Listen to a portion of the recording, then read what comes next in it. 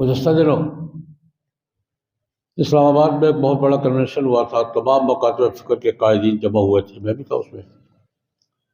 تو ایک سوال اٹھایا گیا تھا، میں نے اٹھایا تھا اور سب نے قبول کیا تھا کہ اسرائیل کے بارے میں پاکستان بننے کے فوراً بعد قائد اعظم محمد علی جناح مرحوم نے اعلان کیا تھا کہ اسرائیل ناجائز ریاست ہے، ہم اسے کبھی قبول نہیں کریں گے۔ سوال میں نے اٹھایا تھا لیکن کنونشن نے قبول کر لی۔ انہوں نے کہا کہ یہ دو ریاستی حل جو ہے اسرائیل کو تسلیم کرنے والی بات ہے، ہمارے حکمرانوں نے کرنی شروع کر دی ہے، یہ غلط ہے، ہم اس کو مسترد کرتے ہیں۔ تمام مکاتب فکر کی قیادت نے کنونشن سینٹر اسلام آباد میں جمع ہو کر اس کو مسترد کہ ہم دو ریاستی حل نہیں مانتے۔ آج ہمارے وزیر اعظم صاحب کا بیان آیا ہے، پہلے بھی وزیر اعظم صاحب نے کہا تھا یار قائد اعظم کی رائے سے اختلاف کفر تو نہیں ہے، بڑا ہوگا، کیونکہ چھیڑی بات میں نے ہی چھیڑی تھی، جواب بھی میں ہی دوں گا، وہاں بھی میں نے ہی بات چھیڑی۔ قائد اعظم کی رائے سے اختلاف کفر تو نہیں ہے۔ میں تین باتیں عرض کروں، چھوٹی چھوٹی تین باتیں عرض کروں گا۔ انہوں نے کہا کہ دنیا کہتی ہے کہ تسلیم کر لینا چاہیے، ہم بھی کہتے ہیں تسلیم کر لینا چاہیے۔ پہلی بات یہ گزارش کروں گا جناب، یہ قائد اعظم کی رائے نہیں تھی، ہمارا قومی فیصلہ تھا، جو اب تک 5 صدی سے ہمارا قومی موقف چلا آ رہا ہے، اس کو رائے کہہ کے ہلکا نہ کریں۔ قائد اعظم نے اعلان کیا تھا ہمارا 5 صدی سے قومی موقف کیا ہے، اسرائیل کو تسلیم کرنے کا یا نہ کرنے کا، اس کو رائے کہہ کے آپ پہلی بات۔ اس میں اگر رد و بدل کرنا بھی ہے تو میں وزیر اعظم صاحب سے گزارش کروں گا کہ آپ اس کے مجاز نہیں، آپ نگران وزیر اعظم ہیں،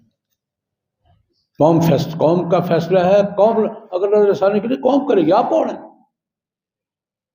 اور یہ بات میں بالکل دونوں کا کرنا چاہتا ہوں۔ کچھ لوگوں کے ذہن میں ہے کہ ہم بند کمرے میں 4 آدمی بیٹھ کے فیصلہ کریں گے، نہیں، اس کا فیصلہ قوم کرے گی، قوم کی منتخب پارلیمنٹ کرے گی، یہ فیصلہ سڑکوں پر ہوگا، یہ پبلک میں ہوگا۔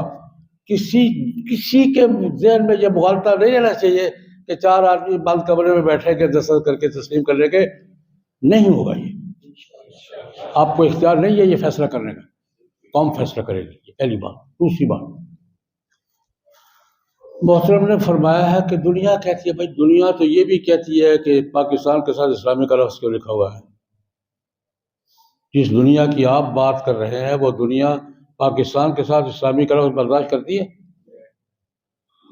وہ دنیا تو یہ بھی کہہ رہی ہے کہ شریعت کی بات کیوں کر رہے ہو؟ وہ دنیا تو یہ بھی کہہ رہے ہے کہ مسلم تہذیب کی بات کیوں کر رہے ہو؟ اس دنیا کے کہنے پر پاکستان کے ساتھ اسلامی کا شراکت ختم کر دو گے؟ وہی دنیا ہے، مانتا ہوں اس دنیا کو میں۔ اس دنیا کے کہنے پر مسلم تہذیب سے دستبردار ہو جاؤ گے؟ اس دنیا کے کہنے پر پاکستان کے مذہبی شناخت کو ختم کر دو گے؟ میرے بھائی کرسی میں بیٹھے ہو، حواس قائم رکھو اپنے، کیا کہہ رہے ہو؟ کرسی کا مطلب یہ نہیں ہوتا کہ آپ یہ حواس ہی کھو بیٹھے، اپنے دائرے میں رہو۔ ہم پاکستان کی اسلامی حیثیت سے دستبردار ہو جائیں گے؟ دنیا کہہ رہی ہے کہ ہو جاؤ پھر۔ تیسری بات، قائد اعظم نے کیا فرمایا تھا کہ یہ ناجائز ہے؟ اسرائیل کیا ہے؟ ناجائز بچہ پیدا ہو جائے تو وقت گزرنے کے ساتھ کبھی جائز ہو جاتا ہو؟